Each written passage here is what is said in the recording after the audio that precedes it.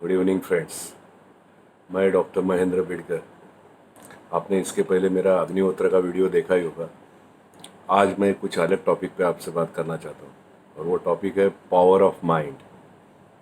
आपको मालूम है कि मन में बहुत शक्ति होती है। हम लोग हर बार बोलते हैं कि मन में बहुत शक्ति है, उसका हम लोग प्रॉपरली यूटिलाइजेशन नहीं करते। तो आज हम लोग उसके ऊपर डिस्कशन करेंगे। ये बेसिकली 3 पार्ट में होगा। पहला पार्ट है कि मन क्या है, दूसरा पार्ट होगा मन कैसा काम करता है, और तीसरा पार्ट होगा ये मन को कंट्रोल कैसा कर सके। आप मुझ पे भरोसा कीजिए, अगर आप ये मन पे कंट्रोल करना सीखे तो दुनिया में ऐसी कौन सी चीज़ नहीं है जो आप हासिल नहीं कर सकते हो। ये बहुत एक सिंपल और साइंटिफिक मेथड है जो हर एक जन ने यूज़ करना चाहिए। ये इसके बहुत सारे फ़ायदे भी हैं। इससे आप अपनी इम्यूनिटी बढ़ा सकते हो। इसके आप पर अपने आपके जो अपूरे इच्छाएं हैं वो पूरी कर सकते हो। तो इसके लिए पहले तो आपको सबसे पहले जानना चाहिए कि मन क्या है। आप सब जानते हैं कि मन 2 प्रकार के होते हैं, एक कॉन्शियस माइंड होता है और एक सबकॉन्शियस माइंड होता है।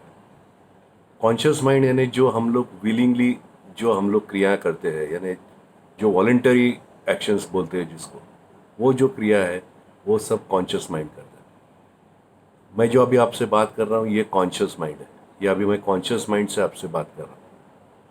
इसके सिवा लेकिन आपको ये मालूम है कि अगर अभी जब भी मैं बात भी कर रहा हूँ तो भी मेरा दिल धड़क रहा है, मेरे शरीर के सब क्रियाएं चल रही है, मेरा किडनी अपना अपना काम कर रहा है, इंटेस्टाइन अपने अपना काम कर रहा है। ये सब कैसे कर रहा है? इनको कौन इंस्ट्रक्शंस दे रहा है? इसको इंस्ट्रक्शन देने वाली चीज़ है अपनी subconscious mind. This is called involuntary actions, कि जो चीज़ जिसके ऊपर हम लोग डिसीजन नहीं लेते, ऐसी जो भी क्रियाएं शरीर में चलती है, रिफ्लेक्स एक्शन। जब एक अगर मेरे को आँख के मेरे सामने कुछ आ जाता है तो ऑटोमेटिकली मेरी आँख बंद हो जाती है, उसके लिए मुझे सोचना नहीं पड़ता। ये क्यों होता है? क्योंकि अपना सबकॉन्शियस माइंड एक्टिव रहता है। और ये सबकॉन्शियस माइंड ये हम लोग जब सोते हैं तब भी एक्टिव रहता है। जब हम लोग सोते हैं तब अपना कॉन्शियस माइंड खाली सोता है, सबकॉन्शियस माइंड नहीं। सबकॉन्शियस इनफैक्ट कभी भी सोता नहीं। अपना सबकॉन्शियस माइंड अपना अपना काम करते ही रहता है। लेकिन ये क्रिया कैसी चलती है? अभी आप समझिए कॉन्शियस माइंड एक एक एक टनल जैसा है। ये चीज़ कि कॉन्शियस माइंड है, सबसे पहले है कॉन्शियस माइंड जो अपनी पूरी सब क्रियाएं चला रहा है।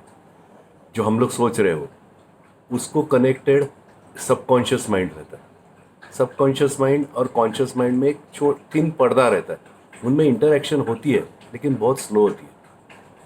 और ये सबकॉन्शियस माइंड आगे प्योर एनर्जी को कनेक्ट रहता है, जिसे जिसे इनफाइनाइट एनर्जी हम लोग बोलते हैं। तो ये सबकॉन्शियस माइंड में बहुत ताकत रहती है। आपको अगर मालूम होगा तो अपना कॉन्शियस माइंड सिर्फ 10% है और सबकॉन्शियस माइंड 90% है। इसका मतलब हम लोग जो क्रिया कर रहे हैं वो सिर्फ अपने 10% कैपेसिटी पे काम कर रहे हैं। अगर ये 90% अपने हाथ में आ जाता है तो आप सोचिए कितनी बड़ी पावर आपके साथ है। और ये भी सिर्फ आपकी सबकॉन्शियस माइंड की और कॉन्शियस माइंड की ताकत होगी। मैं इनफाइनाइट एनर्जी की बात ही नहीं कर रहा हूँ। जो पूरा यूनिवर्स क्रिएट कर सकता है वो आपकी कोई भी इच्छाएं पूरी कर सकता है। लेकिन इसके लिए आपको सबकॉन्शियस माइंड में झांकना पड़ेगा। तो सबसे इसमें इम्पोर्टेंट जो चीज़ है कि अपने सबकॉन्शियस माइंड को समझ लें। ये सबकॉन्शियस माइंड एक बेसिकली इसका फंक्शन क्या रहता है, तो ये 2 तरफ से काम करता है। एक तो आपके it is like a storage house. आपकी जो सबसे बड़ी इंटेंसिटी वाली क्रिया है जिसमें आपके बहुत इमोशंस इन्वॉल्व है, ऐसे जो भी आपने क्रिया की हो या कर चुके हैं या करने, वो सब सबकॉन्शियस माइंड में स्टोर होता है। और वो अगले अगले जन्म में या वही जन्म में जब भी वो फेवरेबल कंडीशन मिलती है तो ये जो संस्कार, इसी को हम लोग संस्कार बोलते हैं, ये संस्कार सबकॉन्शियस माइंड से कॉन्शियस माइंड में आ जाता है और हम लोग उसके ऊपर एक्शन लेना काम करते हैं। तो ये बहुत ज़रूरी है समझना कि सबकॉन्शियस माइंड में क्या क्या रहता है। अभी ये जो अपना पुनर्जन्म का सिद्धांत है, बहुत लोग जो पुनर्जन्म पे भरोसा नहीं करते, वो बोलते पुनर्जन्म है ही नहीं। आप जो हम लोग जो पुनर्जन्म बोलते हैं, ये तो जेनेटिक क्रिया है कि 50% मेल में से आ जाता है और 50% फीमेल से आ जाता है।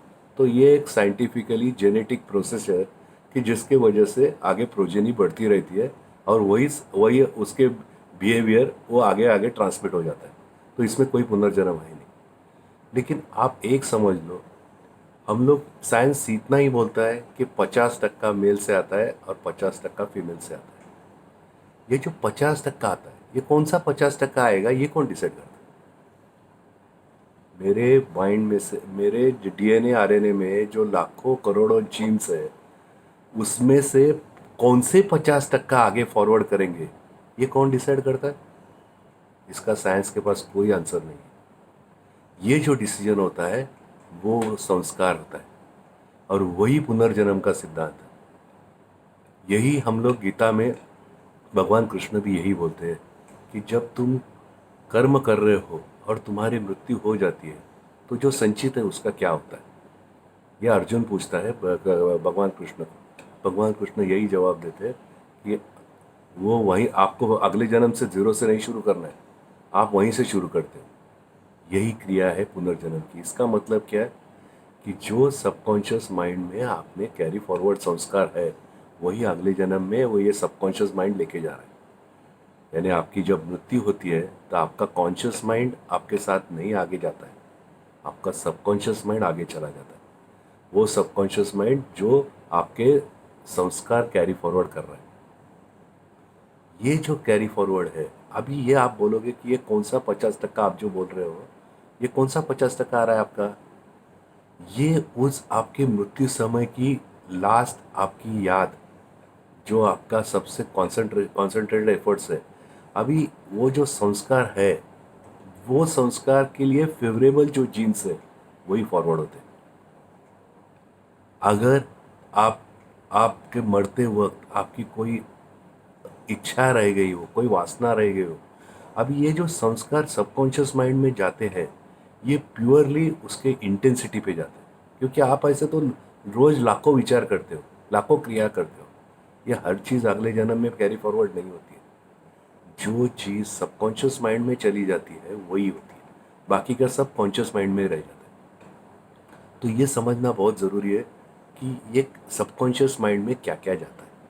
या हम लोग ऐसी ही चीज़ डालें सबकॉन्शियस माइंड में जो जो अपने फेवरेबल हो, तो वही जन्म वही अगले जा कैरी फॉरवर्ड हो जाएगा, या वही इस जन्म में भी वही फॉरवर्ड होगा।